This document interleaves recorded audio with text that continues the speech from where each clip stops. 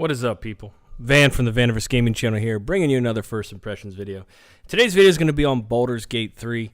I didn't want to rush a video out, so I put a lot of time into the game, played through with more than one character, explored everywhere, and I feel like with the time I put in, the fact that I've put in hundreds of hours into Divinity 1 and 2, and the fact that I'm a Dungeon Master for 5th edition D&D, between all that information, hopefully I can give you a good opinion of early access based on several things. If you're a D&D player, if you're not a D&D player, if you're a Divinity player, if you're not a Divinity player, etc.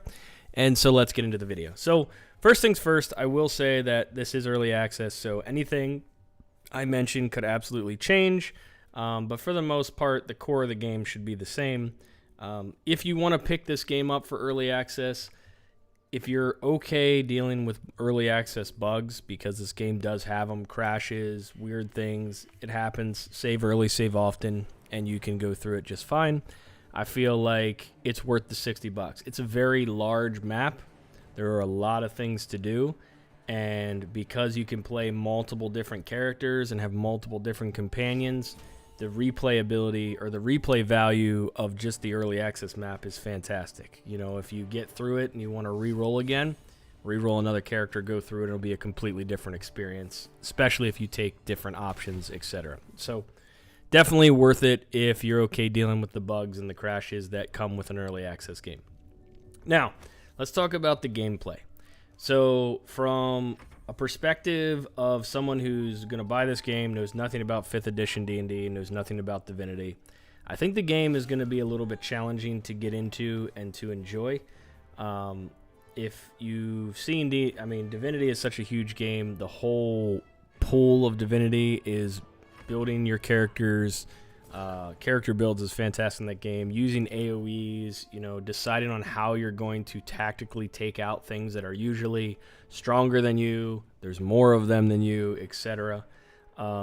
So this game has those aspects. You're usually fighting groups that are more than you or much stronger than you, and you have to figure out tactically when you're going to use your abilities and all that to do it. Now, for the people who have never played D&D 5th edition, this game, the resources in this game are very limited. You have to rest a lot in 5th edition D&D to get your spells back and some of your abilities back that you can only use after a short rest or a long rest.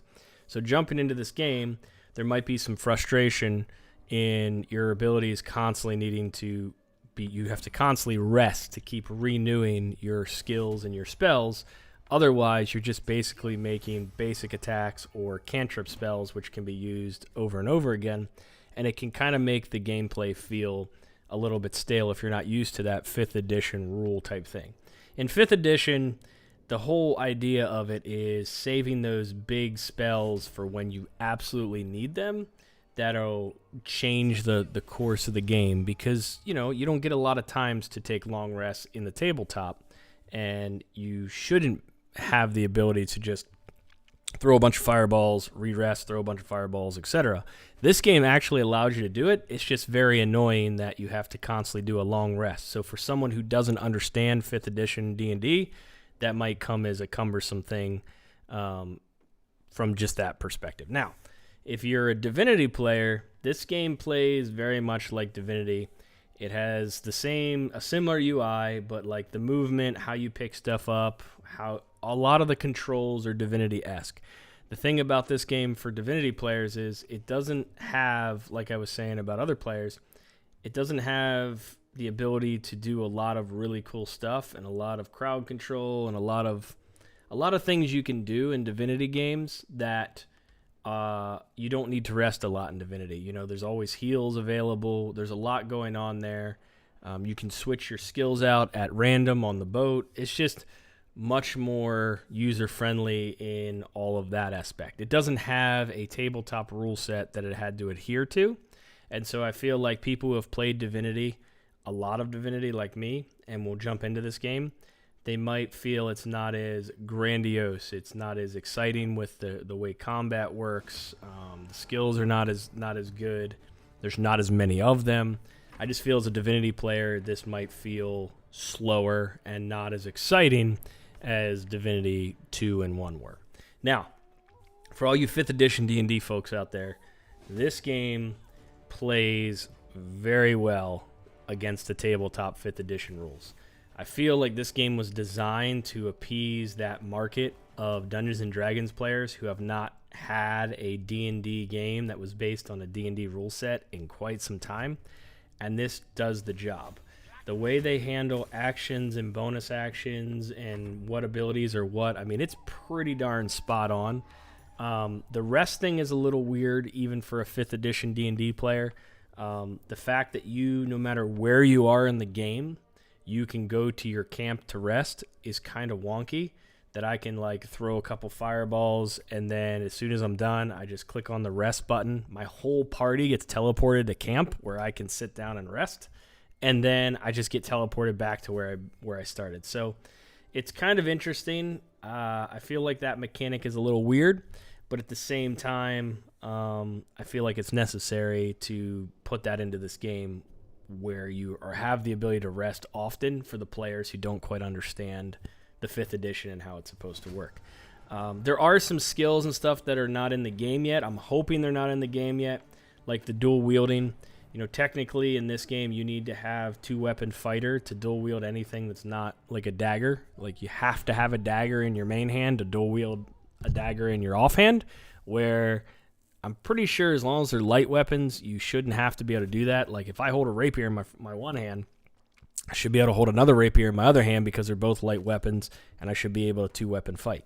And unfortunately, I feel like in this game, they don't have that built in. You actually have to have the 2-weapon fighter ability in order to do that, which I'm hoping that they're going to change. There's some other things with how bonus action works in this game and dual bonus action. There's some like spell casting that I was able to do as a moon druid as a companion that you shouldn't be able to cast when you're in druid form. So there were some things about it that need to be worked out, but overall, if you build a character, you can go in the game and play the character almost as if you were playing it in a tabletop. So really cool with that. When it comes to like encumbrance, they use the simple encumbrance rule where there's no like penalties I don't notice any penalties to movement or anything. I mean, I'm mostly encumbered because I can't stop picking stuff up so I can sell it and make money. That's just how I am. They have some cool ways they use their AoEs from alchemical fire and scrolls and healing potions, and they give you a good amount of healing potions, which is pretty cool. They added in some special abilities for basic attacks that you can do once per short rest or long rest. I forget which one it is. So they've done a lot with it. When it comes to the combat, I, from a 5th edition D&D player, really enjoy it, but I just feel like other people may find it a little too slow. So now let's talk about the actual gameplay, character creation, story, etc. So character creation, because it's early access, it's missing a lot of the really cool stuff that people do in 5th edition D&D.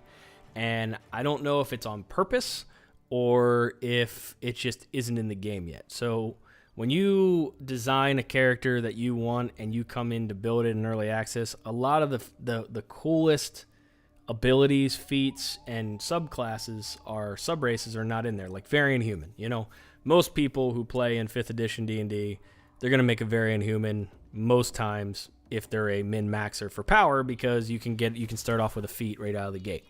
A lot of the feats that people like are crossbow expert, you know, great weapon master fighter, whatever the heck it's called, polearm master, you know, those types of things. And fortunately, I guess not fortunately or unfortunately, in early access right now, they are not in the game. There is no crossbow expert. There are no polearm master. So a lot of the really cool feats are not in the game at this time, and neither is a variant human subrace. So there's a lot of character creation things that I was a little annoyed with that didn't line up just because it's early access. I'm hoping they'll be in the game later. But even for like the ranger, the hunter, like picking a favorite enemy, I wanted to pick like my favorite enemy to be a gnoll or to be a goblin or an orc or whatever, and it changes kind of how the favorite enemy works and what the different favorite enemies are in this game. So that kind of threw me off a little bit. But yeah, so all in all, it works out really, really well. It matches up really well. but there are a lot of missing classes, sub-races, and feats that really take away from my wanting to build the character that I want to build, and I hope they come in the game kind of later on. Now, the story is really fantastic. It's kind of a cool story that you have all these people that all are brought together by this bug slug thing in their brain or whatever, and they're all completely different people, and that causes a lot of reactions in your camp and interactions with each of the characters. The decisions you make, you could piss one of your companions off so bad that they actually just leave. They're just like, F you, I'm done. They all like or dislike your decisions, and depending on how you go and what characters you choose, it changes on how you interact with the people, which I think is really cool, how they built in the characters and the interaction and all of that. Now let's talk about the story and cutscenes. So probably my least favorite thing about this game currently is you cannot speed through conversations. And in addition, there's too many of them. It takes away from the game. Every time you talk to an NPC, you're brought into a cinematic, and in that cinematic, in that conversation, you can't fast forward the conversation, or you can't, you're forced to watch it every time. It makes me not want to make another character because I can't stand to go through the same dialogue over and over again. I feel like they need to reduce the amount of cinematics in conversation and make them to where they're just in the text box and you can read through them and make your choices on the screen versus having to go to a cinematic conversation every single time. Those should happen on the very important decisions, but I feel like just the basic arbitrary conversation, it's just too much. And the fact that you can't fast forward through it really takes away from the game, in my opinion. Other people might think it's fantastic. I'm okay with it as long as I can escape out of it or get through it, speed it up, and make my choices. Because the game is already long as it is, but now you got to go through all these different cutscenes. So that's really my biggest issue with the story itself is once our hope they add in the ability to fast forward and make your choices quicker, or to have the ability to remove some of the cinematics so where they're just, questions on the screen that you can choose from. I just feel like that's a whole lot better than what it currently is now. It's just too much cinematic video. Other than that, the story is really cool. Every time you talk to people, depending on what race you are, they respond to you differently. Like I played as a drow, or a drow, as people want to call it. And like they recognize that I'm a drow. I didn't expect to see a drow here. I didn't expect to be helped by a drow. Well, you better keep your drow heritage, quiet or people will attack you. It was pretty interesting how, depending on what race I was and what class I was, they were different. And then, of course, there's always the randomness of the rolls. I feel like, just like in D&D, every time you have a conversation, you can choose which ones you want, and then you roll accordingly. My problem with that is that I found myself speaking to everybody as one of the companions who has the highest charisma, because most of the options are going to be persuasion, intimidation, etc. And as the main character, I didn't have a lot of that. So I do feel like there should be more options in every conversation to pick something that's a little bit more your strong suit, or you're going to always have your companion with the highest charisma talking to everybody, because for the most part, that's going to be what you're going to do. You're going to intimidate, you're going to persuade, and you need someone with a good charisma to do that. As for the dice rolling, I feel like the dice rolling is fine. I like where you get to click it and you're waiting to see what the response is. But I also feel in this game, for people who don't like the results, there's going to be a lot of saving, rolling dice, getting a bad response, loading up, rolling, and keep doing that until they get what they want. And I feel like that's going to happen in the game. I just wish there was a way to force people to keep those rolls and not allow them to back out of it, just because I feel the whole point of that is to fail the rolls and see what happens, or to beat the rolls and see what happens. But for people who want to succeed every time on that chest or that roll, they're going to keep saving and reloading over and over again. So that's something that is in the game for sure that I think a lot of people are going to be doing. The one thing I forgot to mention in the combat aspect is I don't like the percentages. I get it for people who have never played a D&D 5th edition. Having percentages is what they're going to want. Do I have a 50% chance hit? Do I have a 100% chance to hit? But coming from 5th edition D&D, I'd love the option to roll dice and not have percentages. I'd love the option to say, okay, listen, this guy has an 18 AC. I'm going to attack him anyways. I don't want to be told what my likelihood is to attack him for fear that I don't even bother rolling the dice, and I want to see the dice roll on that attack. I don't want it to see a percentage and then it just says I hit or miss. It kind of takes the fun out of Dungeons & Dragons 5th edition for me. So that's something I'd love to see added in the future, is they give you the ability to do dice rolls instead of percentages, and you get to see how the dice are rolling versus just saying you have a percentage hit chance to do this, and then once you fire that ability off, it just does damage or it doesn't. So just something that bothered me a little bit that I'd love to see in the game. Overall, when it comes to the amount of content, the ability to... They have so many different options of creatures in this game. They do a really good job on bringing in some of the most interesting creatures from the game. The normal 5th edition D&D, like the hobgoblins, the gnolls, the orcs. Like, they do a good job in incorporating the goblins, all of those different, iconic monsters, ogres, all of that. And all in all, I really like it. I really think that they did a very good job with it. The more I played it, the more I enjoyed it. I feel like picking your companions to be what you want is very important. If you have some companions you can't stand, like I just didn't want him in my party, and not having the ability yet to customize your companions is a problem. So in Divinity, you could customize what companion you wanted it to be. So for instance, right now, I hate Historian, but he's the only rogue. So if you don't pick a rogue as your class, as your character, then you have to put Historian in, or you can't pickpocket anything. You can't open locks, And so I would love the ability to change one of the other companions who I really do enjoy to be a rogue, so I didn't have to bring Historian. So I'm hoping that that's going to be an option down the way, because you could do that in Divinity, which was really cool. In addition to that, I'm also hoping that they add multi-classing into the game, because then you would have the ability of just taking one level in Rogue, so you didn't have to rely on one of your other companions to do that kind of stuff. And on other notes, since we're talking about things that I want to see, is the pathing in this game is terrible. They added in the ability to do the jump, where you can jump up onto something. If your character is linked with your other characters and you do the jump, your other characters run around to get to where you are, and literally causes them to get into fights you didn't want them to get into. So managing your characters by taking one and separating them all and then individually having to jump them all at the same time needs fixed. If I am controlling the main character and I jump, all my other companions should be able to jump up there at the same time.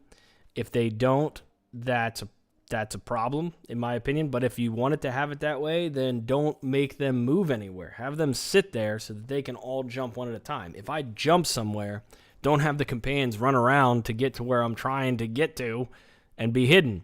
So that's something that definitely is an issue in the game. And then the other thing that they need to probably work on is the stealth ability. If you stealth your entire group are hiding, and you open up an attack, you get a surprise attack. The funny thing is the only person that gets the surprise attack is the one who shot the arrow. So as long as he's a little bit further away than everybody else, then none of the other people go into combat. So each one of them can sneak up and get a free shot. So if you stealth through this game, you can literally get all of your characters to get a free shot on whatever you're fighting and surprise before you go into combat. I feel for this game, whoever shoots that first and starts the surprise, it should pull everybody into combat. And as long as they're not within range of view, they're not pulled into combat. And I don't know, a part of me feels like that's a little bit cheesy in the game. Maybe it should probably be designed that way, but it just feels cheesy to me, because then you're going to constantly stealth into every fight, and use that ability, which I know I have. And it's great when you want to take out a really strong monster without them even having a chance to fight back. But I just feel like it takes away from the difficulty that this game probably should be. So, with that being said, summarize the game. The early access is fantastic. The amount of options you get to choose and different story directions and the amount of content is fantastic. If you like 5th edition D&D, this game is worth the $60 for early access. If you're a Divinity fan, this might not be something that you enjoy. You may want to wait until it fleshed out more and see if it's something you want to play. And for anyone who has never played 5th edition D&D or a Divinity game, I don't know if this is going to be the right game for you, but it's a good time to give it a try and see if it's something that you might like. To summarize, the resting in this is really weird when it comes to 5th edition. I don't like that. The pathing needs addressed. The cutscenes, they need to be able to be fast-forwarded or just remove more of them so you can just make options via text instead of constant cutscenes. But other than those 3 things, the game is fantastic. I really have enjoyed the time I put into it, and it's one of those games where every time I stop playing it, I think of what I want to do next or what I want to try next. And it's a really great experience that I haven't had in a lot of games in a long time. So I hope you guys enjoyed this video. I appreciate you all watching. This is Van for Vaniverse Gaming. Cheers and peace out.